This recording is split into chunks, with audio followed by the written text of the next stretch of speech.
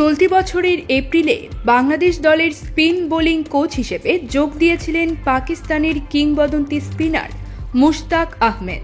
মূলত বিসিবির সঙ্গে তার চুক্তি ছিল টি-20 বিশ্বকাপ পর্যন্ত। বিশ্বকাপে তার অধীনে দলের স্পিনাররা ভালো করেছিলেন, বিশেষ করে রিশাদ হোসেন নজর কাড়া পারফর্ম করেছেন, যে কারণে এই কোচকে বাংলাদেশ দলের কোচ হিসেবে লম্বা সময়ের জন্যই রেখে দিতে চেয়েছিল বিসিবি।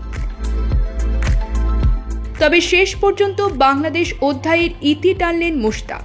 ইংল্যান্ড যুব দলের কোচ হিসেবে কাজ শুরু করতে যাচ্ছেন মুশতাক আহমেদ। পাকিস্তানের সাবেক এই ক্রিকেটার ইংল্যান্ড অনূর্ধ্ব-19 দলের স্পিন বোলিং কোচ হওয়ার খবর নিশ্চিত করেছে পাকিস্তানের গণমাধ্যম pakpassion.net। আসন্ন শ্রীলঙ্কা যুব দলের বিপক্ষে 4 দিনের ম্যাচ দিয়ে শুরু হবে ইংল্যান্ড ক্রিকেটে মুশতাকের নতুন অধ্যায়।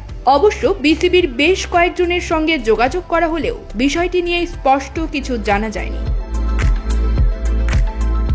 মুশতাক যে চলে যাবেন সেটি আগে থেকেই জানত বিসিবি। বোর্ডের পক্ষ থেকে মুশতাককে থাকার প্রস্তাবও দেওয়া হয়েছিল।